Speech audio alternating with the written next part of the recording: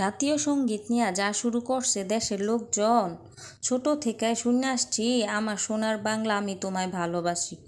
এটা হচ্ছে বাংলাদেশের জাতীয় সঙ্গীত।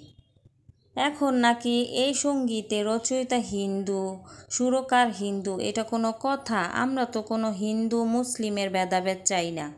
আমরা চাইছি একটা সুন্দর দেশ, সুষ্ঠু সমাজ, আর দুই মুঠো ভাত খাওয়ার জন্য সুযোগ সুবিধা। এখন সেটা না কইরা কে রচয়িতা করছে, কে জাতীয় সঙ্গীতে সুর দিছে, কে পতাকা বানাইছে, সেই সব জিনিস নিয়ে এখন ঘাটাঘাটি। এতদিনে তারা আবেগে ছিল, এখন তাদের বিবেক চলে আসছে।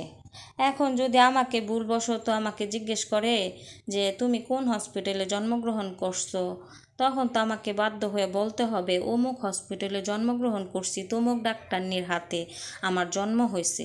তখন যদি ভুলবশত ওই ডাক্তারনি হিন্দু হয়ে থাকে, তাহলে তো কোনো কথাই নাই।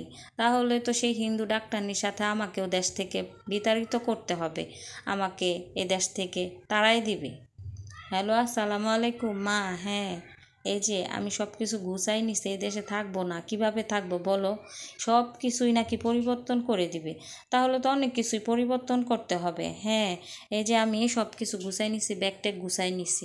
এই যে দেখো, আমাদের সব কিছুই তো হিন্দু লোকেরাই তৈরি করছে। যেমন ধরো, স্বরবর্ণ, ব্যঞ্জনবর্ণ, 7 দিনের নাম, 12 মাসের নাম, তো সব কিছুই তো হিন্দু লোকেরা তৈরি করছে। তো সব কিছুই বর্জন করতে হবে তাদের কথা মতো। তো আল্লাহ হাফেজ। এখন আমি এই দেশ থেকে চলে যাব। এই দেশে থেকেও কোনো ঠিক নাই।